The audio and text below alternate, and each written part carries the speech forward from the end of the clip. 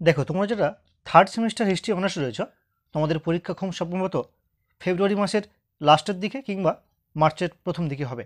তো তোমাদের যে সিলেবাস রয়েছে দুটো পেপারের, DSCC 3 এবং DSCC 4, সঙ্গে একটা সেক পেপার রয়েছে। তো তিনটে পেপারের সিলেবাস ভিত্তিক সাজেশান অলরেডি আমি আপলোড করে দিয়েছি। কিন্তু অনেকেই বলছো যে দাদা সময় হাতে কম রয়েছে, কোনো কারণে পড়াশোনা করতে পারিনি, তাই এই সিলেবাসের মধ্যে তোমার দেওয়া সাজেশানের মধ্যে যে প্রশ্নগুলো অত্যাধিক গুরুত্বপূর্ণ বা টপ 5 কোশ্চেন বা টপ 6 কোশ্চেন, সেগুলো একটু আলোচনা করলে ভালো হয়। তো তাদের কথা রাখছি আজকের এই ভিডিওটি। দেখো তোমাদের প্রশ্নপত্রে 6টা করে প্রশ্ন থাকে, 6টা 5 নম্বরের থাকে, 6টা 20 নম্বরের থাকে, সেক্ষেত্রে 3টে করে লিখতে হয়। তো আমি তোমাদের সিলেবাসের উপর ভিত্তি করে ওই যে 6টা করে প্রশ্ন থাকে, অর্থাৎ 5 নম্বরের যে 6টা প্রশ্ন থাকে, সেই 6টার জন্য আমি 6খানা প্রশ্ন রাখছি, এবং 20 নম্বরের যে 6টা প্রশ্ন থাকে, সেই 20 নম্বরের 6টা প্রশ্নের জন্য আমি 6টা প্রশ্ন রাখছি। যে প্রশ্নগুলো মনে হয়েছে অত্যধিক গুরুত্বপূর্ণ আমার কাছে এবছরের জন্য, সেগুলো তোমরা দেখে নাও। তো প্রথমে তোমরা DSCC 3 পেপারটা দেখে নাও, 20 নম্বরের প্রশ্ন কোন 6টি প্রশ্ন অত্যাধিক গুরুত্বপূর্ণ, বা তোমাদের প্রিপারেশন লিস্টে তোমরা সেগুলো উপরের দিকে রাখবে। দেখে নাও। প্রথম প্রশ্ন রয়েছে, দেখো প্রাচীন ভারতের শূদ্র ও অস্পৃশ্যদের স্থান নির্ণয় করো। আমি দেখো এটা এই যে 6টি প্রশ্নের কথা বললাম, সেক্ষেত্রে এটিকে 1-এ রেখেছি, অর্থাৎ এই যে 6 নম্বর মার্ক করেছি আমি, যাকে যে নাম্বার দিয়েছি সেটা কিন্তু তেমনই গুরুত্বপূর্ণ, অর্থাৎ এই প্রশ্নটা তোমাদের এবছরের জন্য অত্যন্ত গুরুত্বপূর্ণ একটি প্রশ্ন। 2 নম্বর যে প্রশ্নটি রয়েছে সেটি দেখে নাও, কর ব্যবস্থার বিশেষ উল্লেখ সহ মৌর্য অর্থনীতির উপর একটি প্রবন্ধ লেখো। তোমাদের এই প্রশ্নটা কিন্তু ততটাই গুরুত্বপূর্ণ যতটা এই 1 নম্বরের প্রশ্নের মতো, কিন্তু যেহেতু নাম্বারিং করতে হবে, তাই এই দুটো প্রশ্ন করলে তোমরা কিন্তু একটি প্রশ্ন পাবে, এটি আমার ধারণা। অর্থাৎ দুটো প্রশ্ন করলে কিন্তু তোমরা একটি কোশ্চেন কমন পাবে, এটি আমি মনে করছি, এটা আমার ধারণা। 3 নম্বর প্রশ্ন দেখো, কুষাণ সম্রাট কনিষ্কের রাজনৈতিক ও সাংস্কৃতিক কৃতিত্ব আলোচনা করো। এটি অত্যন্ত গুরুত্বপূর্ণ প্রশ্ন। তো এই গেল টপ 3 কোশ্চেন। 4 নম্বর প্রশ্ন দেখে নেব। 4 নম্বরে রয়েছে প্রাচীন ভারতে নারীর সামাজিক মর্যাদা। এটি টপ 6-এর 4 নম্বর কোশ্চেন। এবং 5 নম্বর প্রশ্ন দেখো, পল্লব স্থাপত্য শিল্পের বা পল্লব স্থাপত্য ভাস্কর্য শিল্পের পরিচয় দাও। এই গেল 5 নম্বর প্রশ্ন। এবার দেখে নেব 6 নম্বর প্রশ্নটি। 6 নম্বর প্রশ্ন দেখো, গুপ্তযুগকে ভিত্তিভূমি বলে কেন চিহ্নিত করা হয়। তো এই 6টি প্রশ্ন আমি তোমাদের 20 নম্বরের জন্য রাখলাম। তোমরা তোমাদের প্রিপারেশন লিস্টে এই 6টি প্রশ্ন কিন্তু একটু উপর দিকে রেখো। আশা করছি 6টি প্রশ্ন করলে তোমরা কিন্তু অনেকগুলো প্রশ্ন কমন পেয়ে যাবে, এটি আমার ধারণা। এবার দেখে নেব 5 নম্বরের কোন 6টি প্রশ্ন অত্যন্ত গুরুত্বপূর্ণ। এক্ষেত্রেও সেম একইভাবে আমি নাম্বারিং করেছি 1 2 3 4 5 6 করে। তো যে প্রশ্নটা যে নাম্বার করা আছে সেটা তেমনভাবেই গুরুত্বপূর্ণ।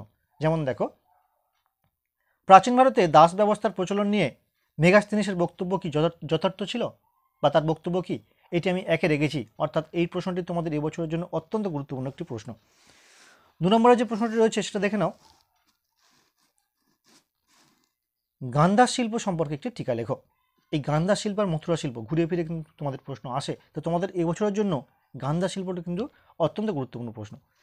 3 নম্বর প্রশ্ন দেখো, গৌতমীপুত্র সাতকর্ণীকে বা সাতকর্ণী সম্পর্কে একটি টিকা লেখো। এটি টপ 6-এর 3 নম্বরে রয়েছে, তেমনই গুরুত্বপূর্ণ। দেখে নেব 4 নম্বর প্রশ্ন। দেখো 4 নম্বর কোশ্চেন রয়েছে, শক ক্ষত্রপ রুদ্রদামনের শাসনকালে শক সাতবাহন সংঘর্ষের বর্ণনা দাও। এটি আমি টপ 4-এ রেখেছি। 5 নম্বর প্রশ্ন দেখো, দ্বিতীয় নগরায়ণ বলতে তুমি কী বোঝো। এবং 6 নম্বর প্রশ্ন দেখো, প্রাচীন ভারতের ইতিহাস রচনায় অর্থশাস্ত্রের গুরুত্ব লেখো। অর্থাৎ এই পেপার DSCC 3 পেপারের আমি এই 6টি করে কোশ্চেন তোমাদের দিলাম। তোমরা এই 6টি প্রশ্ন 6টি করে প্রশ্ন অবশ্যই তৈরি করো, বা তোমাদের প্রিপারেশন লিস্টে অবশ্যই উপরের দিকে রেখো। তো এই গেল DSCC 3 পেপার। এবার দেখে নেব DSCC 4। তো DSCC 3 পেপারের মতোই তোমাদের DSCC 4 পেপারেও 20 নম্বরের 6টা প্রশ্ন থাকে, 3টে করতে হয়, এবং 5 নম্বরের 6টা প্রশ্ন থাকে, 3টে করতে হয়। তো আমি একইভাবে 20 নম্বরের জন্য টপ 6 কোশ্চেন রাখছি এবং 5 নম্বরের জন্য টপ 6 কোশ্চেন রাখছি। তো প্রথম যে 6টি প্রশ্ন রয়েছে 20 নম্বরের জন্য সেটি দেখে নাও। ক্রুসেডের প্রেক্ষাপট বিচার করো। এটি কি নিছক ধর্মযুদ্ধ ছিল, বা ক্রুসেডের পটভূমি আলোচনা করো, বা ক্রুসেডের কারণ কি ছিল। একই প্রশ্ন, এটি কি নিছক ধর্মযুদ্ধ ছিল। আরেকটি প্রশ্ন দেখো, ক্রুসেডের পটভূমি বা কারণ আলোচনা করো। দেখো এই যে প্রশ্নটা ঘুরে ফিরে একই প্রশ্ন। তোমাদেরকে বলতে পারি এই দুটো প্রশ্ন বা একটা প্রশ্ন, এই প্রশ্নটা করলে কিন্তু তোমরা একটি প্রশ্ন কমন পেয়ে যাবে, এটি আমার ধারণা। বা এই প্রশ্নটা 100% পড়ার সম্ভাবনা, 100 কেন 200% পড়ার সম্ভাবনা তোমাদের এবছর রয়েছে। অর্থাৎ তোমাদের যে 3টে 20 নম্বরের প্রশ্ন লিখতে হবে, সেক্ষেত্রে এই প্রশ্নটি তোমরা যদি করে যাও, আশা করছি আমি একটা প্রশ্ন করলে 20 নম্বর তোমাদের হাতে, অর্থাৎ এই প্রশ্নটা তোমাদের পরীক্ষা পড়বেই পড়বে, এমনই একটা প্রশ্ন। তো এটিকে আমি একে রেখেছি। 2 নম্বর প্রশ্ন দেখে নাও, খলিফাদের আমলে ইসলামের সঙ্গে ইহুদি ও খ্রিস্টানদের সম্পর্ক আলোচনা করো। এটিও ঠিক ততটাই গুরুত্বপূর্ণ যতটা এই ক্রুসেড। এই প্রশ্নটা এবং এই প্রশ্নটা তোমরা অবশ্যই, এই দুটো প্রশ্ন অবশ্যই করো। আমার তো মনে হয় এই দুটো প্রশ্নগুলো দুটো প্রশ্নই কমন তোমার পেয়ে যাবে সিসি 4 বা ডিএস সিসি 4 এ। তো এই গেল 2 নম্বর প্রশ্ন। 3 নম্বর প্রশ্ন দেখো, সামন্ততন্ত্রের সংকট বা পতন প্রসঙ্গে ঐতিহাসিকদের বিতর্ক মূল বক্তব্য কী ছিল? অর্থাৎ সামন্ততন্ত্রের পতন সম্পর্কে যে বিভিন্ন ঐতিহাসিকগণ বক্তব্য রেখেছেন সেই বিতর্ক লেখো। এটাও কিন্তু ততটাই গুরুত্বপূর্ণ, এটি টপ 3-তে রয়েছে। দেখে নাও 4 নম্বর প্রশ্ন, মধ্যযুগের ইউরোপে দ্বাদশ শতকের নবজাগরণ এর গুরুত্ব আলোচনা করো। দেখো এই দ্বাদশ শতকের নবজাগরণ, এই নবজাগরণ সম্পর্কে তোমাদের কিন্তু একটি প্রশ্ন তোমাদের সিসি 4 বা ডিএসসিসি 4 তো আসবেই আসবে। দুটো নবজাগরণ, এক হচ্ছে দ্বাদশ শতকের নবজাগরণ, আর হচ্ছে আরেকটা ক্যারোলিঞ্জীয় নবজাগরণ।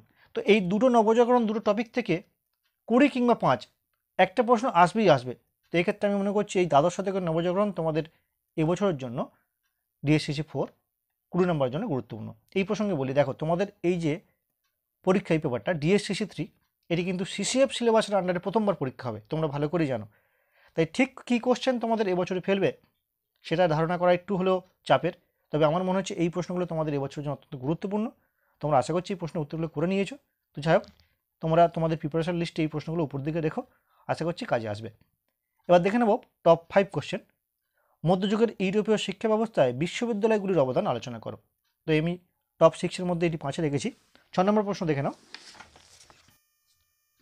রোমান সাম্রাজ্যের পতনের কারণগুলি বিশ্লেষণ করো। এটি টপ 6-এ রেখেছি। তো এই গেল 20 নম্বরের প্রশ্ন। এবার দেখে নেব 5 নম্বরের গুরুত্বপূর্ণ প্রশ্নগুলি কী কী রয়েছে। সেম একইভাবে আমি 6টা 5 নম্বরের প্রশ্ন রেখেছি। দেখে নাও, হজরত মোহাম্মদের আমলে ইসলামের সঙ্গে ইহুদিদের সম্পর্ক, এটি 1-এ রয়েছে, ততটাই গুরুত্বপূর্ণ। 2 নম্বর কোশ্চেন কী রয়েছে দেখো, ক্যারোলিঞ্জীয় নবজাগরণ সম্পর্কে সংক্ষিপ্ত টিকা লেখো। একটু আগেই বলছিলাম দুটো নবজাগরণ, একটা দ্বাদশ শতকের নবজাগরণ আর একটা ক্যারোলিঞ্জীয় নবজাগরণ। দুটো তোমাদের করতেই হবে। এক্ষেত্রে একটা প্রশ্ন আসবেই আসবে, হয় 5 কিংবা 20। তবে এমনটাও এবছর হতে পারে, বা আমার মনে হয়েছে যে দ্বাদশ শতকটা 20 আসছে এবং এটা 5-এ আসছে।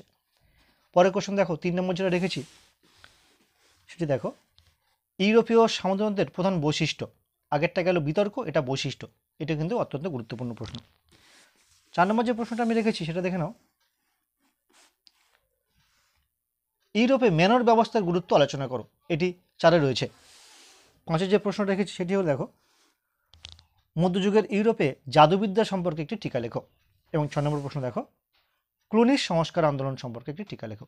তো এই 6টি প্রশ্ন আমরা দিলাম, তোমরা এই প্রশ্নগুলো তোমাদের প্রিপারেশন লিস্টে একটু উপর দিকে রেখো, আশা করছি তোমাদের কাজে আসবে।